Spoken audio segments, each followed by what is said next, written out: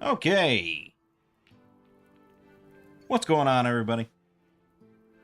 My name is Mangg. Welcome back to Hanging with Mangg.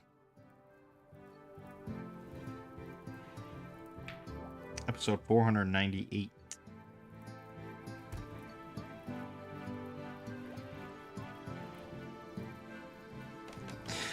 We're playing a little bit of RimWorld here. Just mostly, almost exclusively what I've been playing this last week. You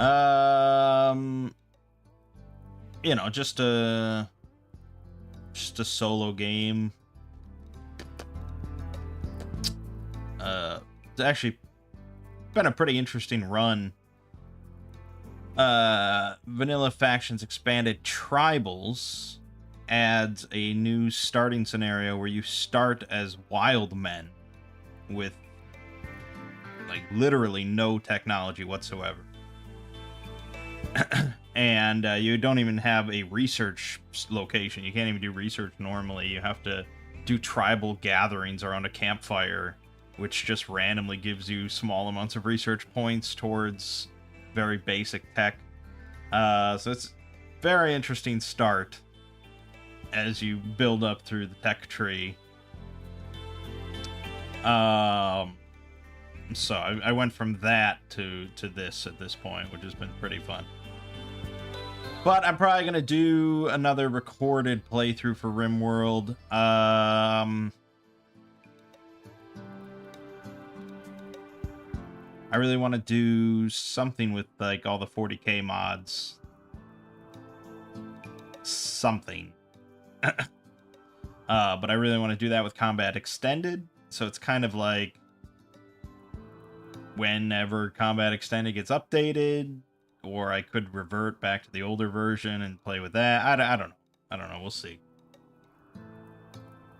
Anyways.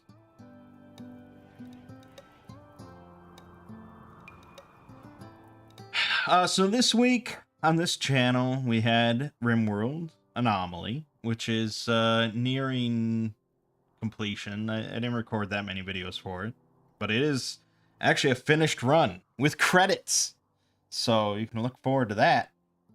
The big Anomaly finale. And then CDDA, I think that's going to be ending soon as well.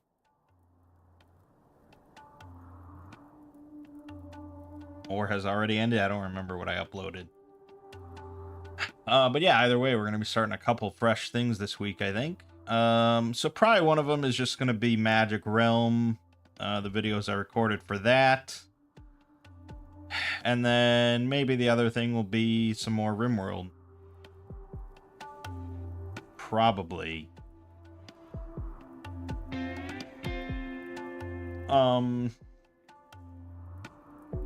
Outside of that,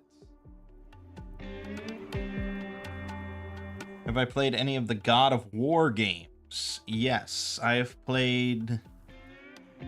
Now, I can't say all. Cannot say all, because I don't think I played the PSP one. But I have definitely played God of War 1, 2, 3, God of War on PS4, and God of War Ragnarok. And I'm sure there's other God of War games that I did not play. But I've played all the mainline ones. I can't say I'm a huge God of War fan, despite having played all those. I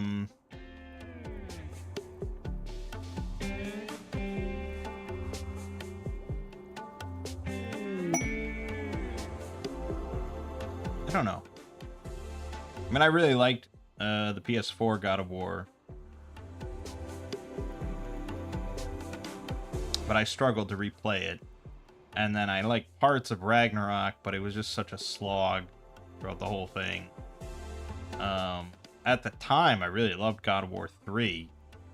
But I don't think the gameplay of those hold up too well.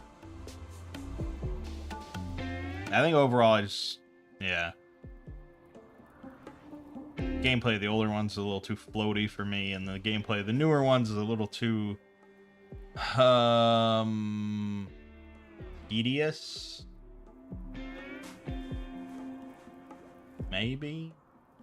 Monotonous? I don't know. I mean, they're good. Anyways. Two Brothers Play. Yesterday, we did some more RimWorld Anomaly. And that was good. You know, in a nice long stream. But then this Wednesday, we're actually planning on picking up Monster Hunter World. And we looked at like past streams over the last 4 years. Apparently, we never played Monster Hunter World on stream for Two Brothers Play. We did Monster Hunter Rise. And Lego and I actually played Monster Hunter World together online. But I think we actually played with our cousin Mert. Just some co-op. Which was years and years ago, you know? So we're gonna start it on Wednesday. I think we're planning to just start like fresh characters and just go through the game. And it's a little annoying, Monster Hunter World co-op. Definitely could be a lot better. But there is a skippable cutscenes mod, which will help a lot. If you don't recall, for Monster Hunter World, to play co-op, to join a player's hunt during the story, they have to have watched the cutscene introducing the monster first. So 2 players trying to play through the story co-op each have to go into their own solo hunt for the story mission, find the monster, initiate the cutscene, watch the entire unskippable cutscene, and then one or both of them that can then leave the hunt and then rejoin co-op. It's a hassle. So skippable cutscenes is going to help a lot with that. I wish there was a mod that just nullified that whole requirement and 2 people could just sign up and go. And we could do it where we could just have like, you know, you have a save that has done all the story. And then you just kind of re-go through all the story missions and like strip yourselves of equipment. And yeah, I don't know, but it's whatever. So that'll be something. And yeah, that's that. Over on the Exploring series, I put out a video on 8140 Burial Goods, which I think a lot of people enjoyed. From the comments that I saw, that I took a glance at.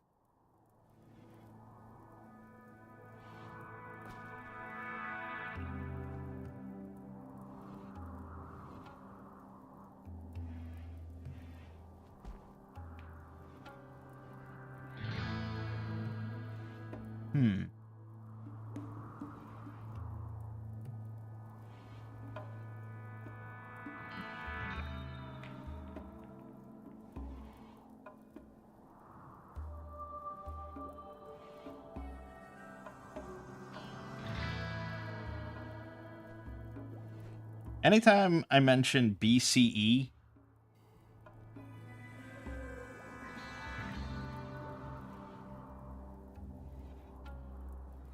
I always get comments from people that are like, what the fuck? You know, usually from like disgruntled Christians.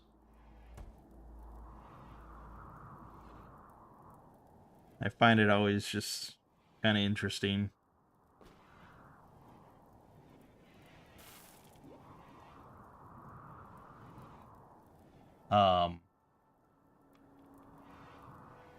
Because, you know, their argument is like, well, you know, they call it before Common Era, but, you know, why is it called the Common Era? You know, I wonder what event we base the Common Era around. It's like, yeah, well, you know. Christianity was a pretty powerful faction of our world development for the last couple thousand years. So yeah, I mean, it makes sense. Anyways. So that was that. And then this week I worked on a video for Fulgrim in 40K.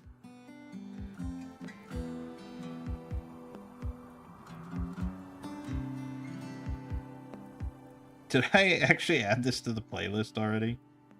Sometimes I do that when I upload.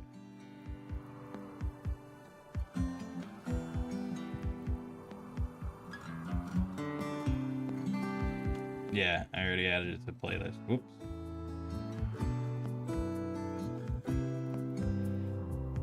Because when you upload a video, you can add it to a playlist as you upload it. And if you do that and leave the video unlisted, people can see it if they go to the playlist. And so some people have seen videos beforehand because I'm dumb.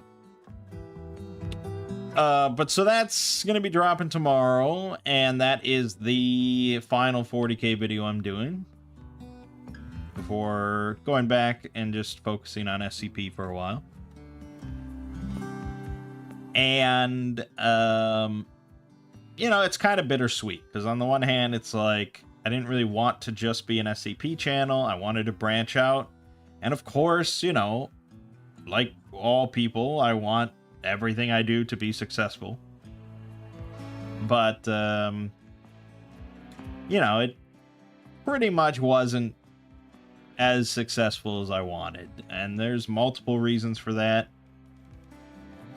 One is that there's a lot of other 40K channels out there. And I'm a newcomer, pretty much. And I'm not really bringing anything to that field that isn't already there. You know, I'm doing lore summaries based on, like, various wiki pages with 40K art in the background. There's, like, 9 other channels that do that, you know? And there's some 40K channels that are doing some things a little bit differently, you know? So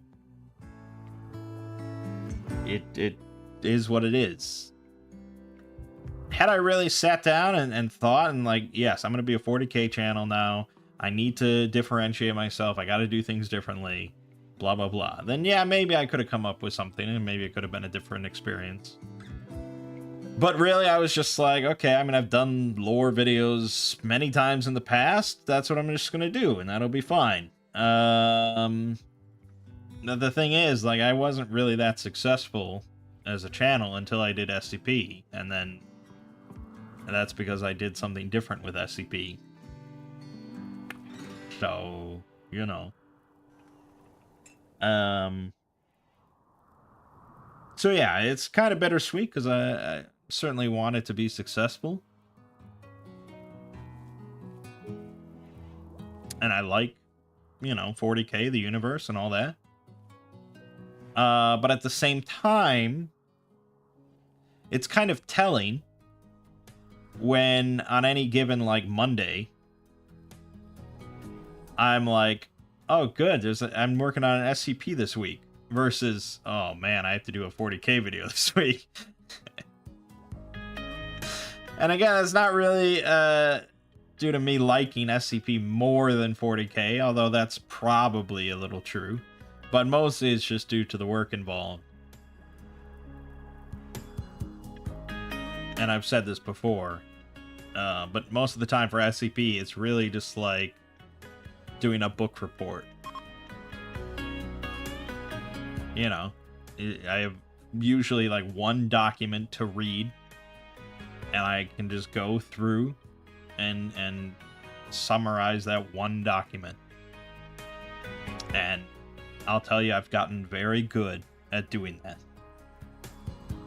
over the last however many years. Whereas 40K, it's like doing a presentation. Really, I have to read loads of documents. I have to collate information. I have to, you know, parse what needs to be in, what doesn't need to be in, and write. Really, I have to be the writer there. So it's just a lot more work for less views. So yeah, bittersweet, like I said, because I know that I wanted it to succeed, but ultimately I'm going to be less stressed and my views are probably going to go up. when I just go back to SCP. So yeah. But yeah, I mean, I'll do some other stuff, I'm sure. I just don't know what yet, and I don't really want to think about it too much yet. I got a message from Rounder House the other day, as you do. And he was letting me know about a new article that he dropped related to a money ROM. And it's he called it a novella. I don't know the exact definition and limits of those terms.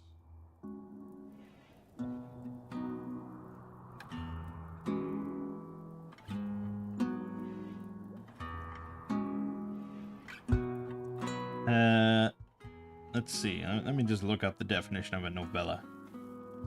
A short novel. Longer and more complex than a short story. Novella, as defined by the Science Fiction and Fantasy Writers Association, the word count is between 17,000 and 40,000 words. His is 28,000 words, so I guess, yes, it's a novella.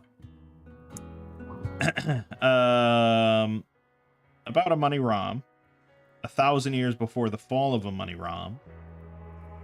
The emperor lays dying, his two sons struggle for the Fulad throne. A general is pulled into a plot to kill her daughter. Her dauphin? Dauphin? I don't know. I think that's like French or something. I don't know. Future of the Mechanite Empire hangs by a narrow thread. So 28,000 words. And it's a novella. Now, obviously, I'm interested in covering it. Because it's Rounder House. It's a money ROM. It's a big article. Like, yeah, of course.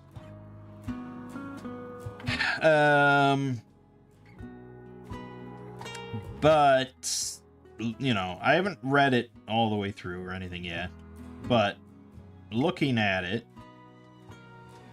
there's a good amount of dialogue.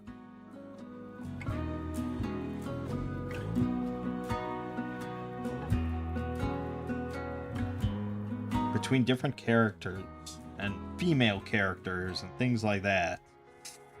And so my initial thought was, oh man, maybe I should read this all the way through verbatim, you know, just do an audiobook of it.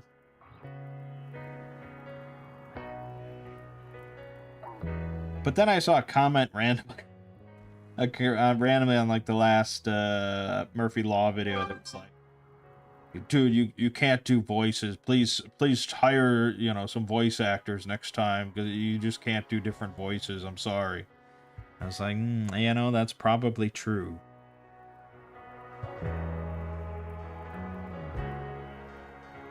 So, really then what I should just do is just my normal kind of summary. And I think it would be pretty long. The summary, I think, would be at least a two-parter. It's broken up into 4 chapters.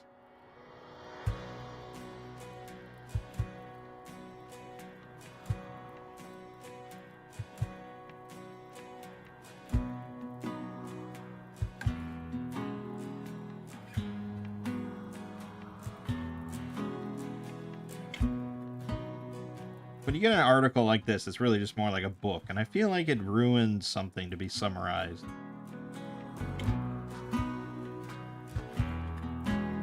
But I don't know. I mean, it probably does deserve a proper audiobook treatment. But I don't really want to do all the dialogue and all the voices, and I'm never comfortable, you know, bringing in guests or anything like that to do voices. So, you know.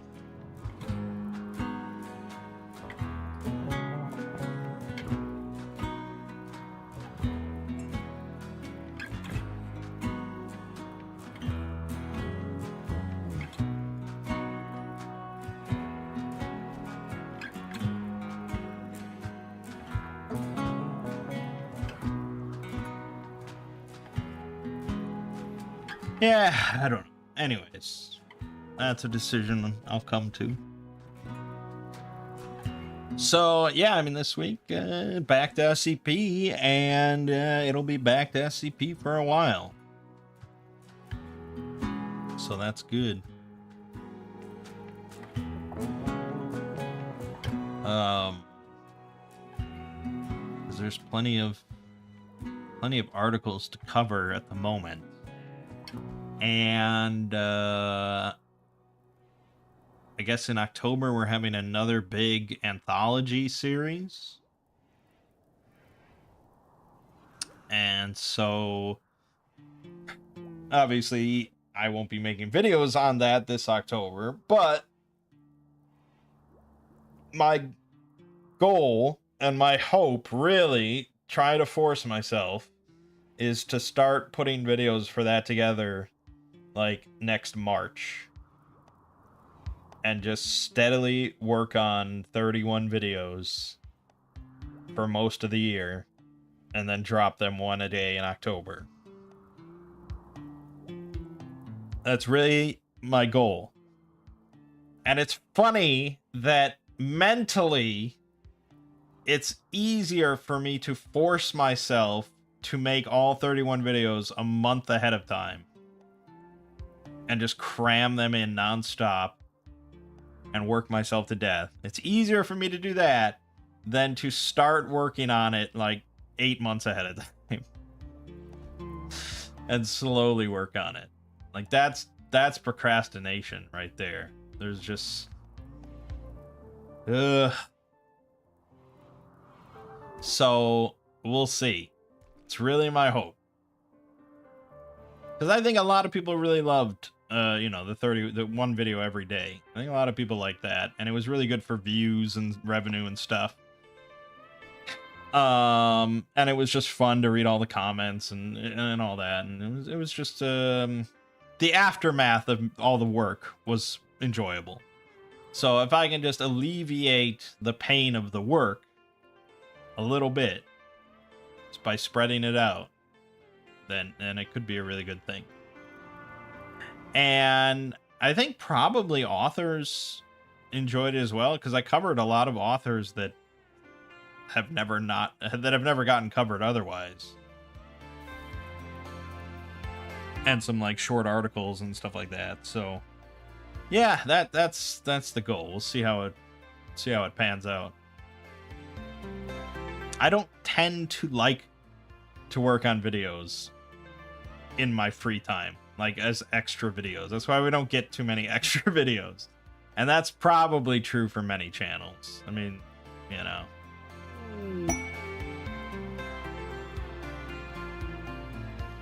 But yeah. Anyways, yeah, I mean, the ABCs of Death, that project just worked at a specific time. There was a specific time where I had the idea, I was stupid enough to do it, and I was in kind of a lull of gaming where I wasn't playing anything like obsessively, and so I just was like sitting around, I was like, you know what, I'm just gonna start writing that first article. And then I did like 3 of them, and I'm like, shit, I'm like in this now. And then it was too late. I couldn't stop. So I don't know, maybe that'll happen in February or March of next year. Who knows? Anyways, solo role manging this week. It's funny that last week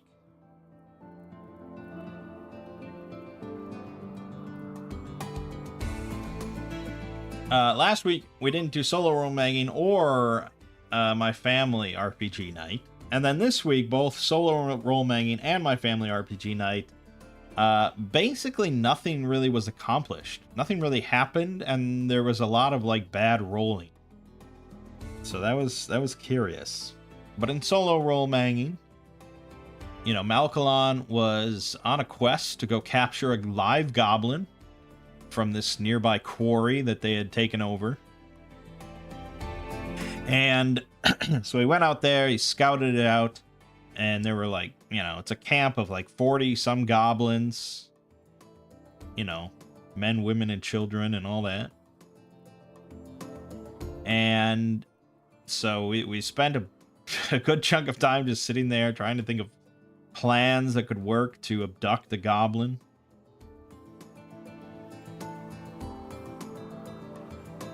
And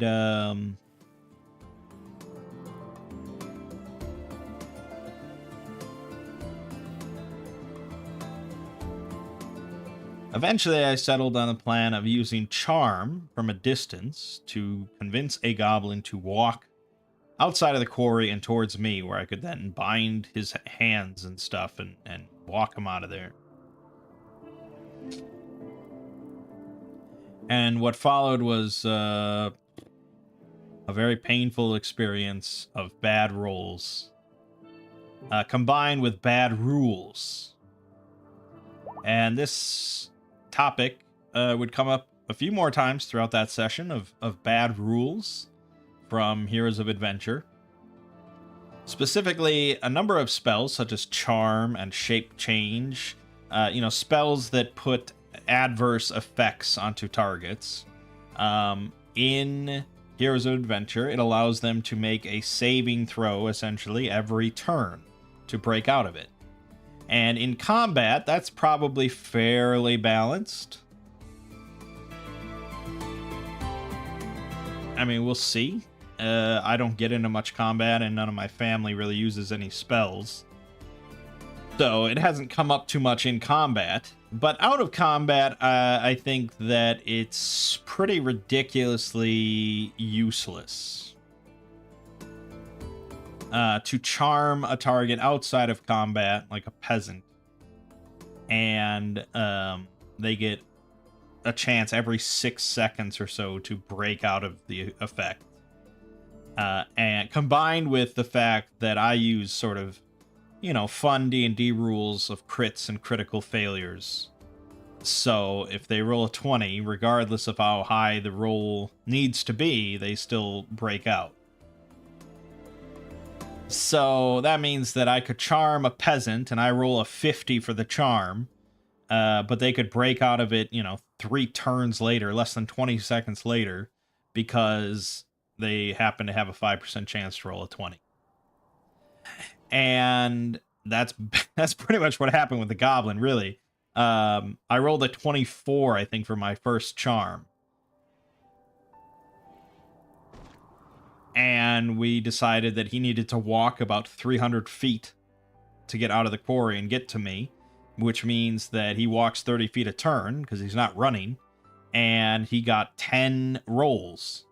So he has 10 chances to roll a 20, which is a 5% chance. I don't know the exact odds of that, but he rolled that twice. He rolled 2 20s, actually, in 10 rolls. So I don't know what the odds are, but apparently pretty good.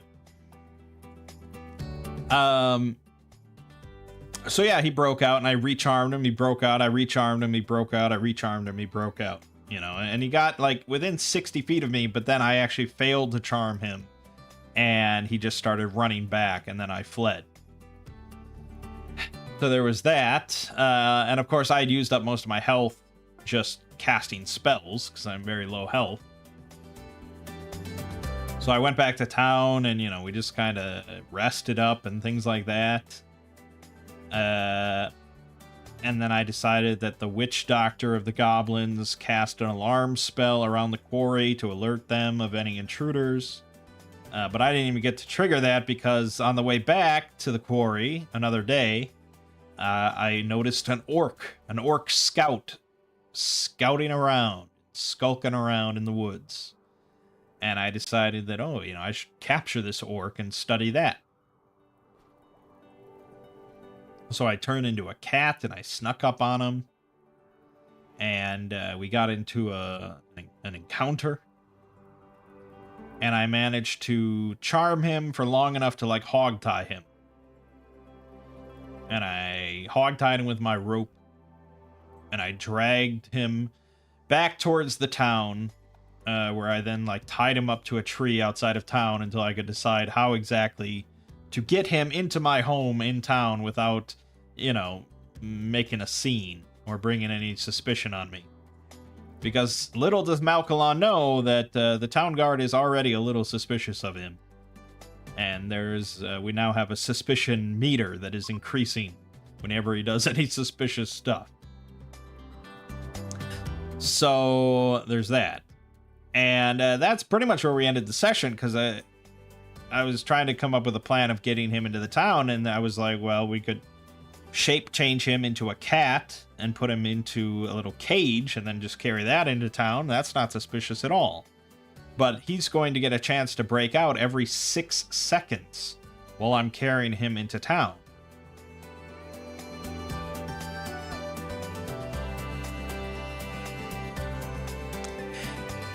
And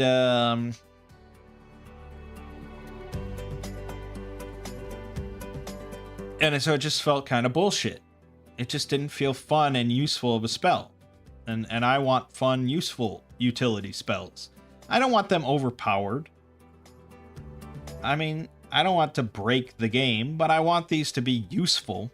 And so far, Charm and Shape Change, I mean, it's just so ridiculous that it pretty much borders on useless outside of combat. And that's one of my biggest pet peeves with D&D, especially, I mean, that's why I'll never play D&D 4th edition again, is that by the rules, like, basically nothing is really useful outside of combat, outside of the rituals, which were just useless in general. But anyways, so we ended up there because I wanted to take some time to rework or rethink the magic system a little bit, and specifically these spells that allow a save every turn. So it didn't take me long to think up a solution that'll work. We're going to try. We'll see how we like it, in play. But the solution that I came up with was fairly simple.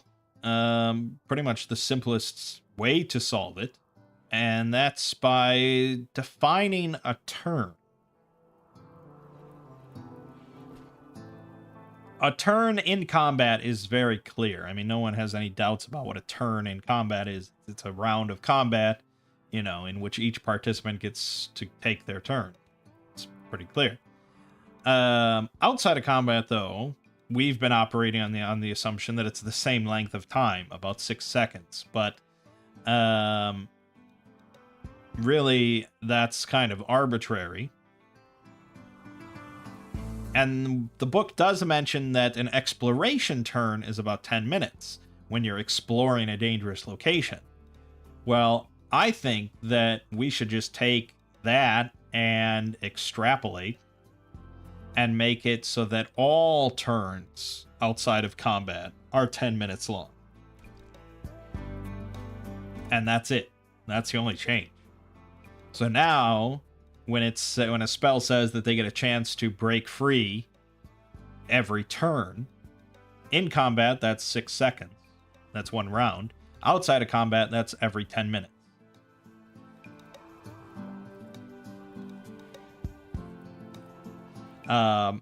There's also a length of time for many spells that's listed as encounter. We are literally just changing that term, encounter, to be 10 minutes. Because combat will almost never take longer than 10 minutes. And while there is potential for some sort of other encounter to last longer than 10 minutes, I think 10 minutes is a balanced time regardless. So anytime it says for a spell, time encounter, we're now reading that as 10 minutes. Which means that for the base form of, say, shape change,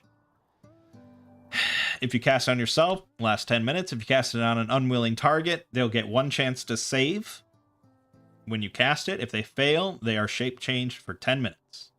If you charge the spell so that it lasts an hour, they will get 1 chance to save when you cast it, and then they'll get 1 after 10 minutes, 1 after 20 minutes, 1 after 30, 40, 50, and then after 60, it just breaks free automatically. And then if you empower the spell by spending 3 health to make it last 4 hours, obviously they'll get a lot of chances to break out across those 4 hours. But overall, I think it's massively more balanced. You think it's fair and logical they have adrenaline going in combat? Yeah, I mean, if we want to have like a sort of a narrative reason as to why there's a difference, that works. But ultimately, it's really just a mechanical difference, just to make spells much more fun and usable outside of combat. And it's not like shape change automatically ends combat or anything like that. It certainly depends on the situation. If I turn a dragon in combat into an owlbear, we're still in combat. I mean, he's still going to be, you know, a threat. So there's that. Where, you know, but if I turn this orc into a cat and put him in a cage, like, yeah, he might be like trying to rage out and break out against the cage or something like that, but it's still a useful spell. Instead of just like 12 seconds later, he gets a lucky roll and he smashes out of my cage, and the whole thing was just a pointless endeavor. So yeah. So that's the change. So now, you know, I've made several changes to Heroes of Adventure. We've got this spell and time change. We've got the race changes that I've implemented, and the death changes as well, because now we're doing death saving throws. So over time, eventually, we will rewrite Heroes of Adventure to 2.0. Over during my family RPG night, you know, last time my sister's character died tragically in this final dungeon, the Wave Echo Cave, and they had already all decided beforehand, you know, during the week, they're like, we got to get out of that cave. Like, we can't go there. We're not going to be able to handle that. So they're starting, you know, they started in the cave and they're discussing like, what do we do, and blah blah blah, and they like said, you know, some they looted my sister's body, of course, and they were divvying up all the loot.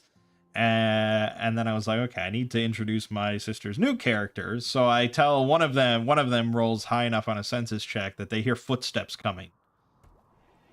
And my God, they sat there for like 5 minutes, just like discussing, like, oh, what do we do? Should we run? Should we hide? Should we charge down the corridor? You know, like they eventually they were like flipping over tables and putting it up as a barricade and stuff.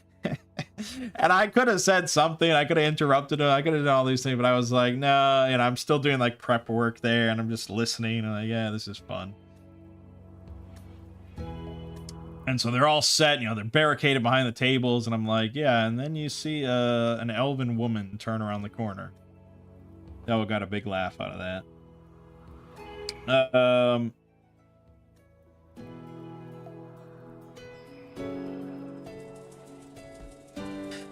So then, yeah, they all decided they were going to leave the cave and just head back out to the entrance and go back to town. And I'm like, okay, but they're all together still. You know, it might be fun to have one more little combat encounter on their way out. Something, you know, that they're not really experienced with that much. So just something fun. And I think one of the rooms in the cave mentions a gelatinous cube. And it's not a gelatinous cube. It mentions like an ochre jelly or something like that. And I thought, oh, you know what? Gelatinous cube. Those are always fun, especially for new players that haven't experienced one. So they're all heading back through these narrow tunnels, back towards the entrance. My brother is leading the party. I have him roll a senses check. He rolls very badly. So I have him just walk into this jelly, this gelatinous cube, without noticing. And it was really wild because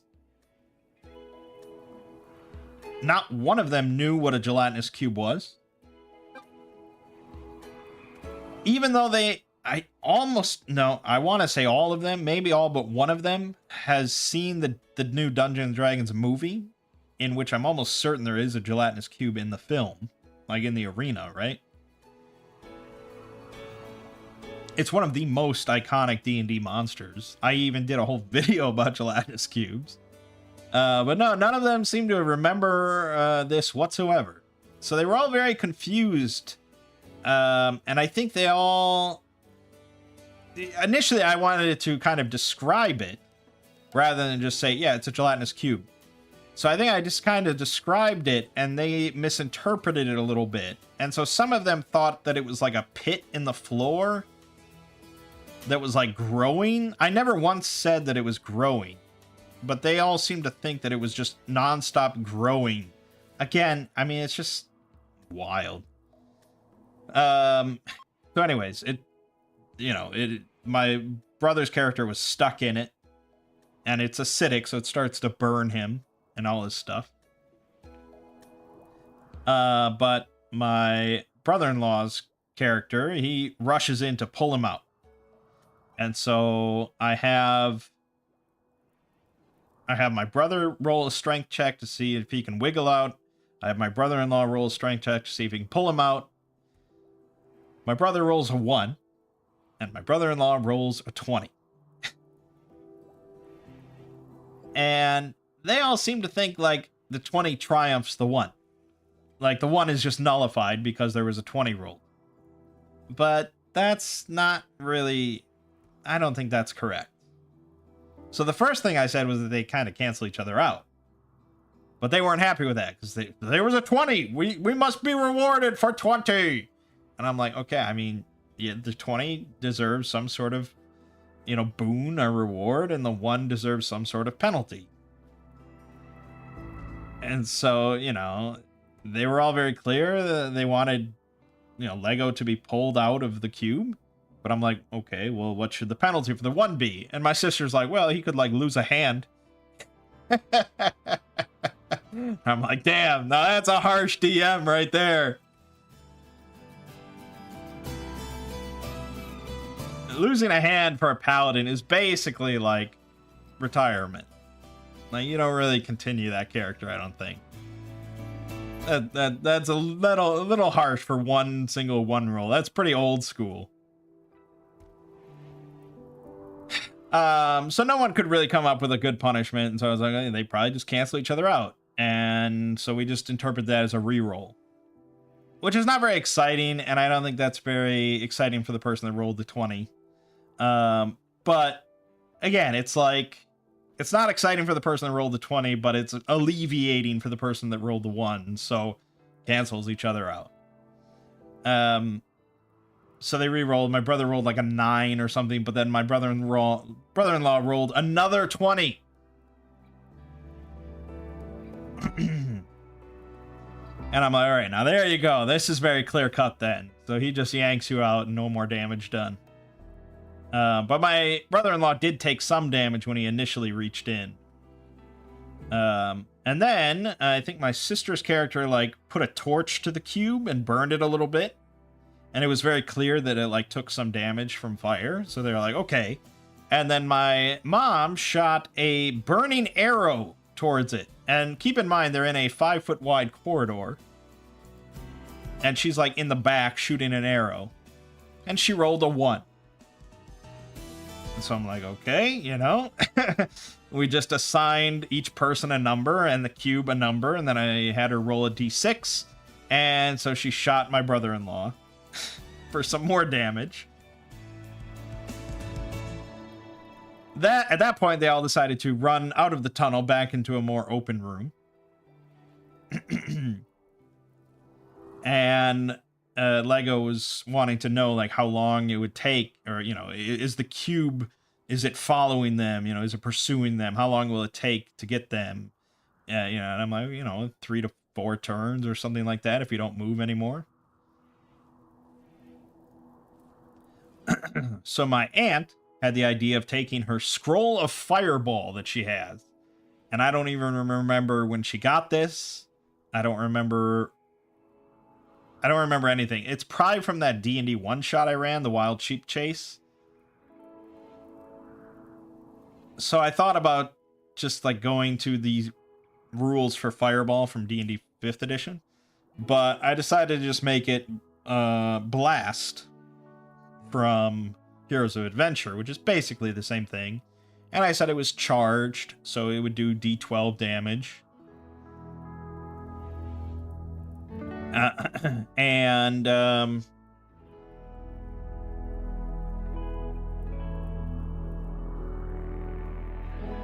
I don't remember. She rolled magic, or she rolled a D20 to use it, and I don't think I even said anything. And I'm not really sure. I guess I didn't even think about it, and I don't know why. I should have just nullified this, because I've already decided beforehand. We've done it solo. That scrolls don't require a roll. Like, scrolls specifically are usable by anybody. Like, even peasants can buy a scroll and use it. Like, that's how the Ministry of Magic in my setting brings in a lot of income, is selling useful scrolls to the commoners. So there's no magic roll required to use them. I think maybe specifically for that, I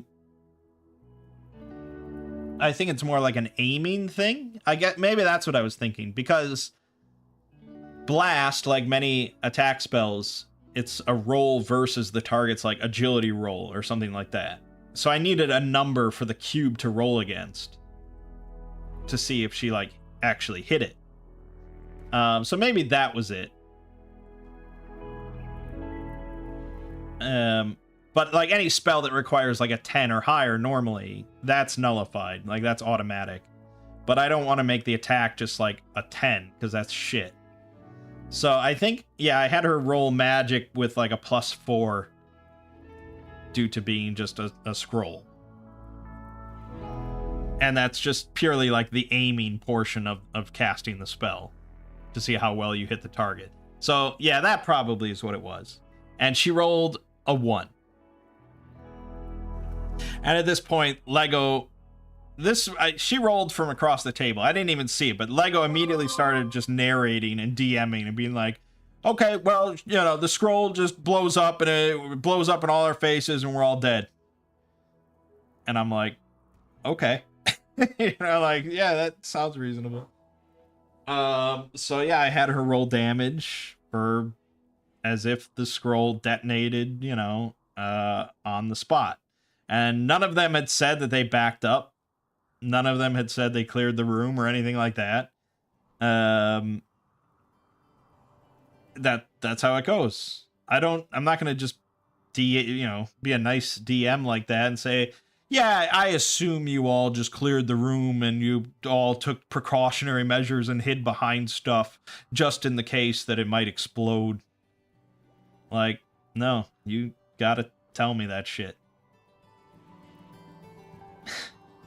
And I usually go with the example of when we were playing the Sprawl one time, and my character just went out to his car and fired it up and activated a car bomb and died.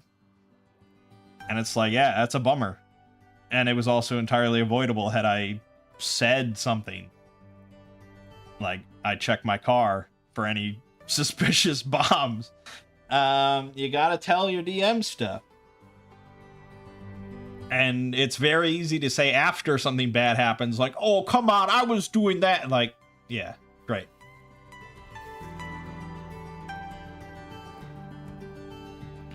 That's why it never hurts to be, like, anal and just say a lot of stuff about what you're doing. Like, it never will hurt. Well, I can't say. It could hurt you if you say something stupid that ends up biting you in the ass.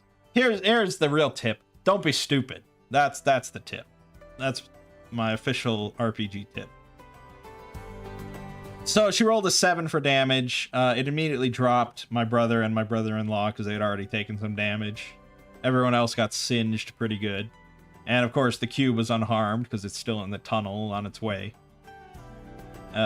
So Yeah, Lego was not pleased. I mean, if you ever watched our streams, he gets very easily upset at failure. Especially when it's like randomness. Really hates that. So he was not pleased with all this development. So they had some healing potions, they got him back up, but they were still like struggling with what to do with this cube. And eventually I just had to like tell them. I think they ended up using their question for God that I give them once a session. But I had to like prompt them to use it because it's just like, this is painful. And I had to like coax it out of them of like, you know, so far, what do you know about this cube? Like, what traits does it have? And it's like, it's acidic, blah, blah, blah, you know. Blah, and then eventually Lego was like, it's slow. It's like, yeah, it's slow. And so, yeah, eventually I just had to, like, tell them that, you know, they could just lure it into this open room and then, like, walk around it and leave. And really what that stemmed from was just kind of them not understanding what the cube was. And me just kind of assuming that they knew what the gelatinous cube was.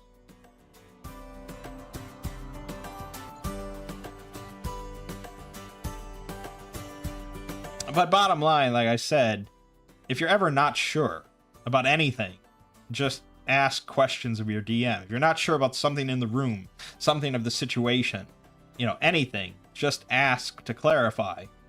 And yeah, I mean, your DM's not going to tell you, like, information your character couldn't possibly know. But you could roll lore checks about certain things. That's an option as well. But anything that your characters could visibly see or hear, or feel, or, you know, things like that, like, just ask. Because DMs generally like when that happens. It allows us to expand the situation, expand the room. Because generally, when the players enter a room, I'm not going to sit there and describe every single thing that could be in the room. And so if a player asks for clarification or asks, you know, is there blah, blah, blah in the room? Is there a table in the room? You know, something like that. Then I might be like, oh yeah, there is. You know, you might be able to spawn things into existence just with a question. You know, things like that. At least I, as a DM, prefer and like when players ask questions like that about a situation or a room or whatever. I don't like when they ask rules questions for the 100th time, but that's just me. Anyways. So they, you know, eventually they just walked around the cube and left. And then they got to this rope. And then they had to climb up the rope. And they had used this rope to get down into the cave initially, and I did not have them roll to get down, because I figured, you know, going down a rope is a fairly simple process. You have gravity to assist you. It's not too bad. Going up a rope, though, is probably a little tougher for many people. Like, I could go down a rope. Probably. Like, if I had some glove on or something to avoid rope burn, you know, I could just... Hopefully. I never want to try, but I'd get to the bottom somehow. But if you put me at the bottom and told me to get to the top, yeah, that probably wouldn't happen ever. You know, gravity is working against you. So, no roll on the way down, but I was like, okay, I think there should be some rolls going up. And again, it's like... A little later, my sister was upset that, like, we're adventurers. Why do we need rolls to just climb up a rope? And so I said in response, I'm pretty sure that Gandalf would struggle a little bit climbing a rope. And she agreed. Not all adventurers are just, you know, Olympians. Oh, great.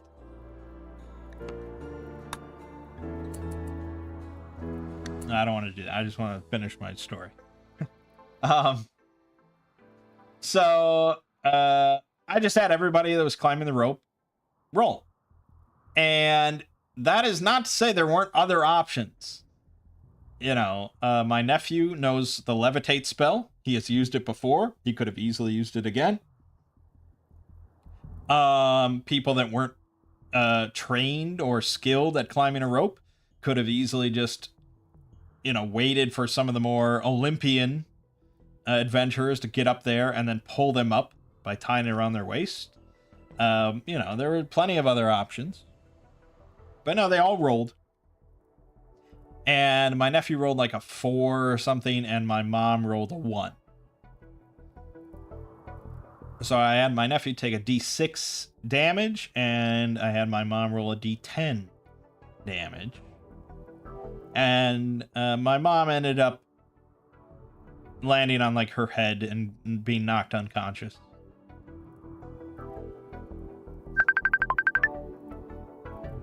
And why are people calling me on Discord? Well, it's calling me on Facebook. Oh god, somebody's been hacked. Anyways.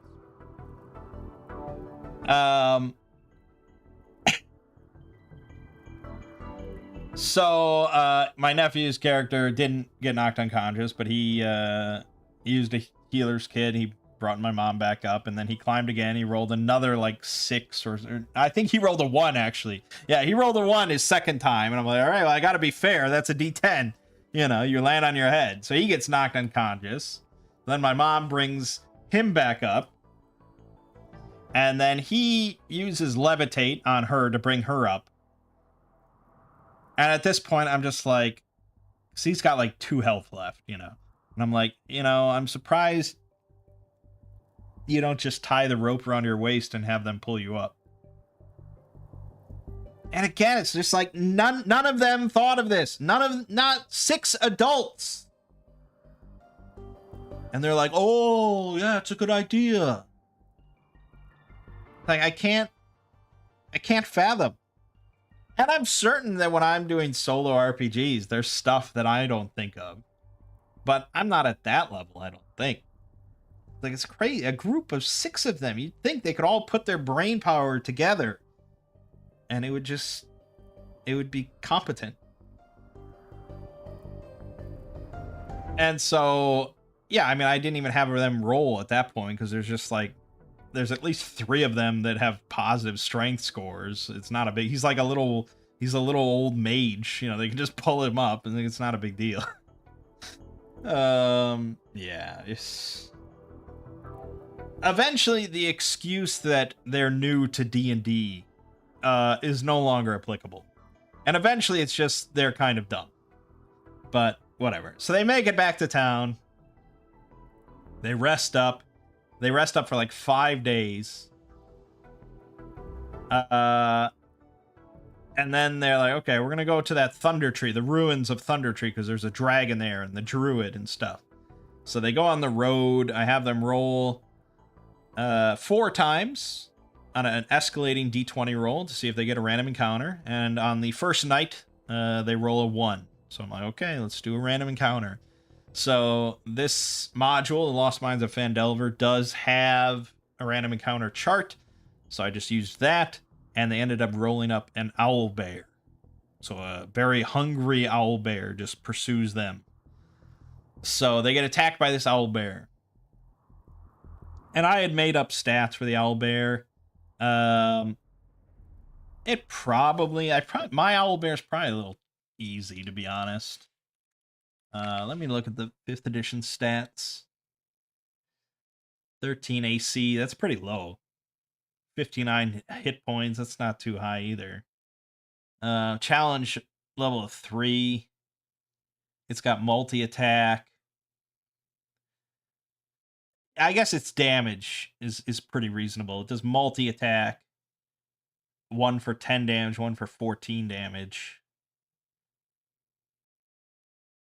So it's a little bit of a glass cannon. And I don't think I made my owlbear that much of a glass cannon. I should have bumped up his damage.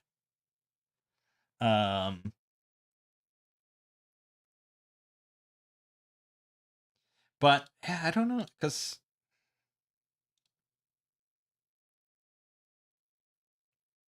I don't know if anything in Heroes of Adventure. I mean, there's no such thing as like a bonus to damage. So it's all like D6, D8, D10. I should have just made it 2d6, really. I don't know if anything. Well, let's look here. Okay, here's the Gestalt. That does 2 times Claw, each at D10. That's a level 6 enemy. Ghoul does D4, but has paralysis. Giant Ant is D4. A Giant has a D20.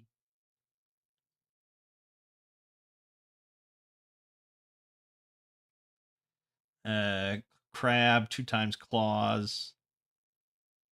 And I believe that means it makes 2 separate attack rolls.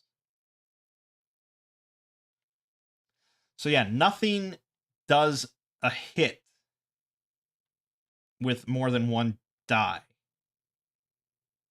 Everything is a D4 through D20 for a damage roll with no bonuses.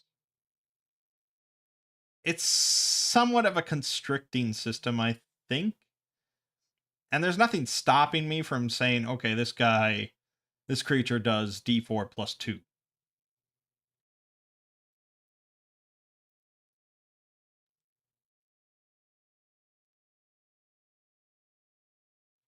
And the reason why stuff like that is D4 plus 2 is kind of nice is because, like, you can have an ogre or something that does a D20 and you roll a 1 or a 2. And it's not that interesting.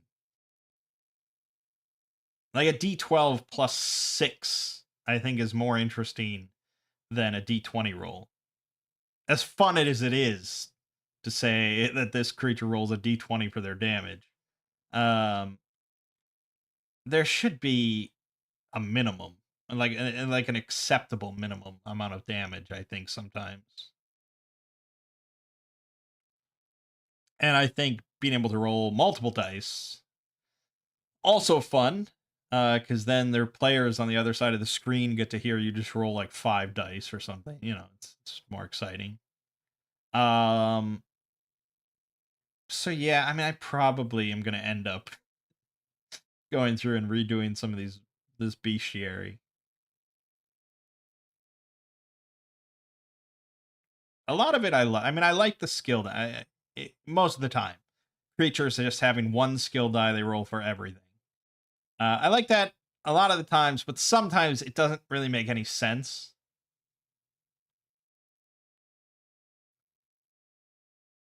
Like if a sludge beast wants to roll like I don't know, a guile, if it for whatever situation that might occur, he gets to roll a d8 because he gets to roll a d8 for everything.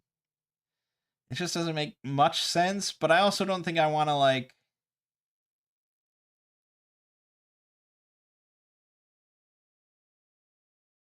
I don't want to enumerate everything.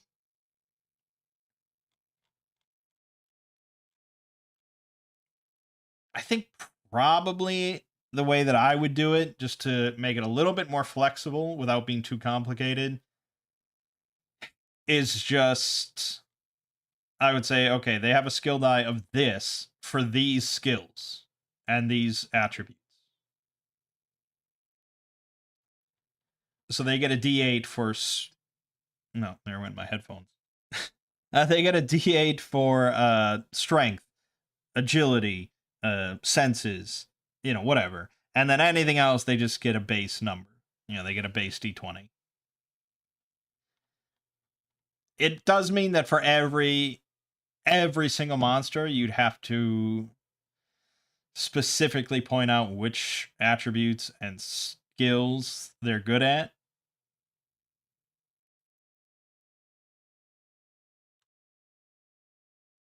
And again, I agree. A lot of the times, like, you don't care. It's just sometimes it has come up where it just doesn't make a whole lot of sense and it's kind of bullshit. But yeah, I mean, I don't know. Anyways, um, so they fought the owl bear, and my sister first tried to just tell it to stop. And she doesn't have animal command as an ability. She didn't take it this time. So she's just a beastmaster. And she was a little upset that, like, this owl bear wouldn't stop and they have to fight it, even though she told it to stop. And she kept on bringing up the movie Beastmaster. And I'm just like, yeah, he took the animal command ability. It's like, what do you want me to do? It's like pointing at the sun and telling it to stop moving. Like, you just can't do everything you want. And I told her, like, this thing is really hungry. Your food. It's not going to listen to food. So she was a little upset, but what do you want me to do? You don't have magical control, and you can nullify every animal in the bestiary. Like, that's just not how it works. Yeah, if she had animal command, I would have let her roll. But, she's the type of player that when we first started playing D&D, she had her little backstory for her character, her elven ranger, and she wrote in her backstory that he could, he can shoot an apple like a mile away with a bow, or he can see, like just obscene like fanfic kind of feats that her character was capable of. And then she gets into play and she's level 1 and she's like, but I can, but let me read you my backstory. I can do this. And it's like it's really just obnoxious to a DM.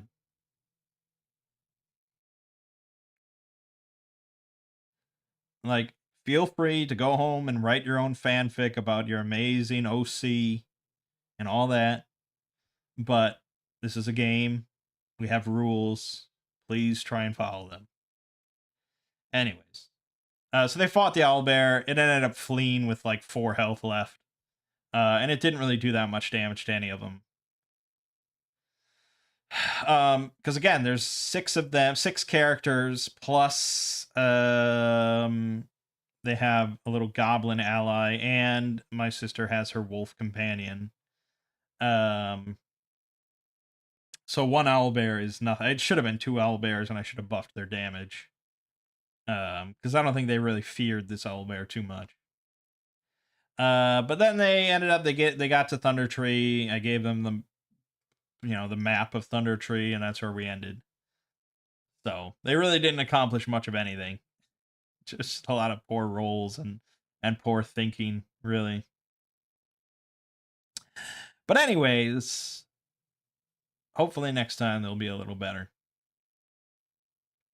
And hopefully next time I will be a little better in my solo game. But all right. We got more RimWorld this week. We got more Cataclysm, the end of Cataclysm. Probably some Magic Realm coming. And I did get my physical copy of Kareem's redesign from Print and Play Games. It looks amazing. Like, it's immaculate. I'm really pleased. So hopefully get that to the table sometime soon.